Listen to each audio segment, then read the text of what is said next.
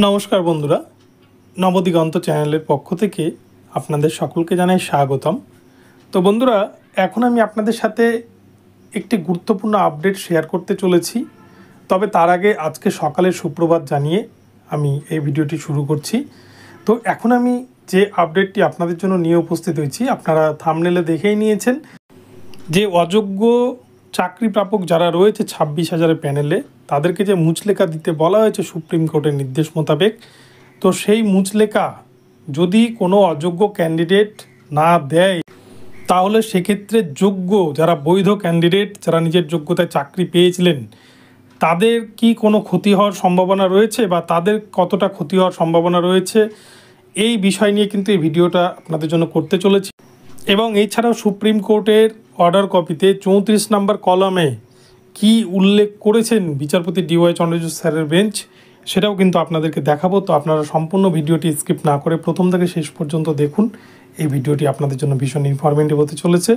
তবে তার আগে বলে রাখি, যারা প্রথমবার চ্যানেলটি ভিজিট করছেন, আপনারা অবশ্যই চ্যানেলটিকে সাবস্ক্রাইব করে নেবেন, কেননা এই ধরনের আপডেট আপনারা কিন্তু সবার আগে সর্বপ্রথমে নবদিগন্ত চ্যানেলে পেয়ে যাবেন।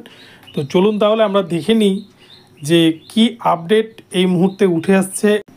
তো বন্ধুরা, আপনারা সকলেই জানেন রাজ্যে 26,000 ইন সার্ভিস টিচার, যেখানে গ্রুপ সি, গ্রুপ ডি, 9, 10, 11, 12 চারটা ক্যাটাগরি শিক্ষক এবং অশিক্ষক কর্মী মিলিয়ে মিশিয়ে কিন্তু 26,000 চাকরি প্রাপক ছিলেন, যারা কিন্তু বর্তমানে আশঙ্কায় দিন কাটাচ্ছেন। এর মধ্যে বহু যোগ্য ক্যান্ডিডেট রয়েছে, যেখানে কিন্তু কলকাতা হাইকোর্টের অর্ডার কপি অনুযায়ী 19,000 এই প্যানেলে যোগ্য ক্যান্ডিডেট রয়েছেন। এবং এটা কিন্তু SSCও দাবি করেছে যে 19,000 যোগ্য ক্যান্ডিডেটকে তারা বাঁচাতে চায়।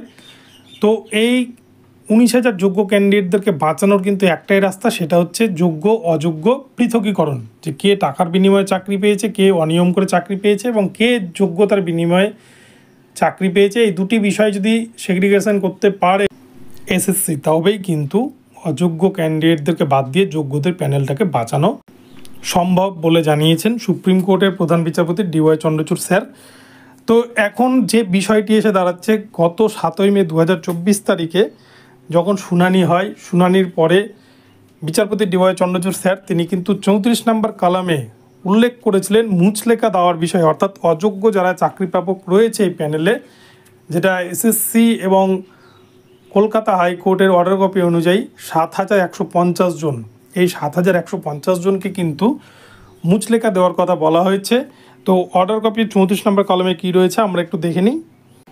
তো এই 34 নম্বর কলামে পরিষ্কারভাবে বলা হয়েছে, যারা অযোগ্য ক্যান্ডিডেট রয়েছে তাদেরকে কিন্তু মুচলেখা দিতে হবে এই মর্মে যে তাদের এই যে জাজমেন্ট চলছে সুপ্রিম কোর্টে, এই জাজমেন্ট চলা অবধি যেদিন ফাইনাল জাজমেন্ট হবে সেদিন যদি এই সমস্ত ক্যান্ডিডেটরা অযোগ্য বলে প্রমাণিত হয়, তাহলে তাদেরকে কিন্তু সুদ সমেত টাকা, তাদের যে বেতন তারা পেয়েছে সেটা তাদেরকে ফেরত দিতে হবে।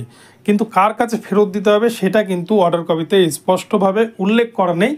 তবে এটা বুঝতে অসুবিধা হয় না, স্বাভাবিকভাবেই যারা বা যে ডিপার্টমেন্ট তাদেরকে নিয়োগ করেছিল বা যারা তাদের স্যালারিটাকে প্রোভাইড করে, যে কমিশন, তাদেরকেই কিন্তু এই মুচলেখাটা প্রদান করতে হবে। অর্থাৎ এক কথায় প্রতিটি জেলায় যে DI অফিস রয়েছে সেই DIদের কাছেই কিন্তু এই মুচলেখাটি প্রদান করতে হবে।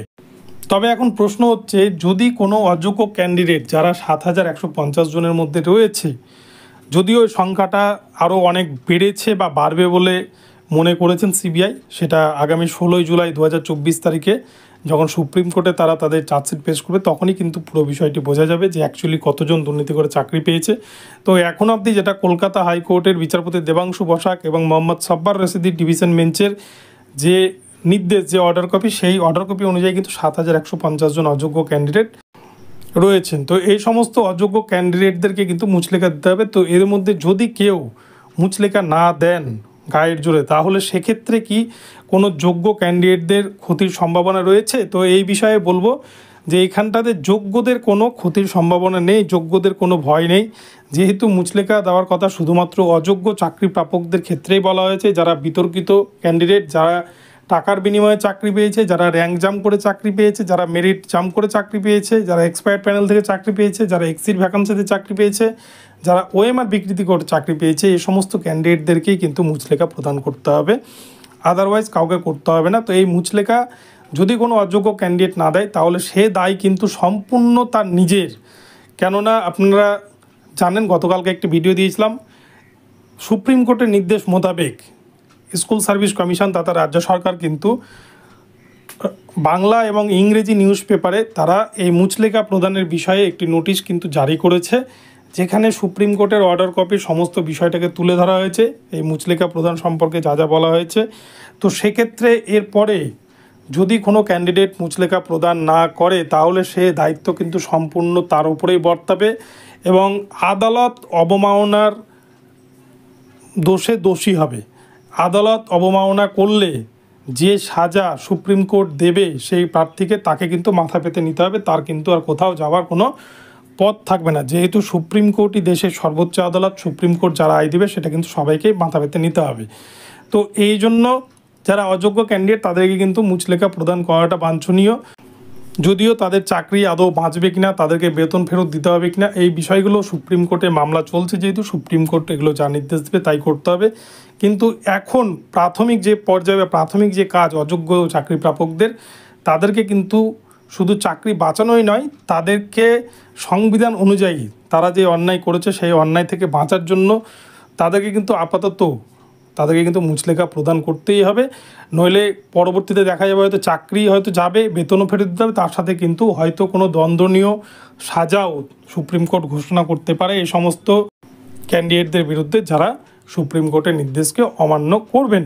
তো সেক্ষেত্রে আপনারা প্রত্যেকেই যারা অযোগ্য ক্যান্ডিডেট হচ্ছে আপনারা কিন্তু মুচলেখা প্রদান করবেন। তবে যোগ্যদের এখানে কোনো কাজ নেই, তবে যোগ্যদের প্যানেল বাঁচবে কিনা এটা অনেকেই জানতে চাইছেন। যোগ্যদের প্যানেল কিন্তু তখনই বাঁচবে যদি স্কুল সার্ভিস কমিশন তারা গত 7ই মে 2024 তারিখে যে যোগ্য অযোগ্যদের বাছাই তারা করতে পারবেন বলে তারা যে দাবিটা জানিয়েছেন সুপ্রিম কোর্টে, যদি প্রকৃত বা সত্যি যদি তারা যোগ্য অযোগ্য লিস্ট আলাদা করতে পারেন বা যদি যুক্তিসহ কোর্টের কাছে তারা দৃষ্টান্ত তুলে ধরতে পারেন, তারা যদি কোর্টকে বুঝিয়ে দিতে পারেন যে এই সমস্ত ক্যান্ডিডেটই যোগ্য, এই সমস্ত ক্যান্ডিডেটই অযোগ্য, তাহলে কিন্তু পুরো যোগ্যদের যে 19,000-এর প্যানেল সেই প্যানেল কিন্তু পুরোটাই বেঁচে যাবে। সেক্ষেত্রে 19,000 ক্যান্ডিডেটকে কিন্তু ভবিষ্যৎ জীবনে কোনো রকম কোনো সমস্যা ফেস করতে হবে না। আর আদারওয়াইজ যদি এসএসসি আবারও কলকাতা হাইকোর্টে তারা যে ভুলটা করেছিল, বারংবার অযোগ্যদেরকে আড়াল করতে গিয়ে পুরো প্যানেলটাকেই তারা কিন্তু বিপদের মুখে ঠেলে দিয়েছে, সেই ভুল যদি তারা সুপ্রিম কোর্টে করে তাহলে কিন্তু শুধু এসএসসি নয়, রাজ্য সরকারকেও তার জন্য পস্তাতে হবে এবং এই 26,000-এর পুরো শিক্ষক ও শিক্ষককর্মী সকলকেই কিন্তু পস্তাতে হবে। তো বন্ধুরা, ভিডিওটি এখন এখানেই রইল। ভিডিওটি ভালো লাগলে চ্যানেলটিকে সাবস্ক্রাইব করে দেবেন এবং এই ধরনের আপডেট প্রতিনিয়ত পেতে আমার চ্যানেলটি ফলো করতে থাকুন। ধন্যবাদ সকলকে, সকলে ভালো থাকবেন। পরবর্তীতে আবার নতুন আপডেট নিয়ে আসছি, দেখা হচ্ছে পরবর্তী ভিডিওতে। ধন্যবাদ।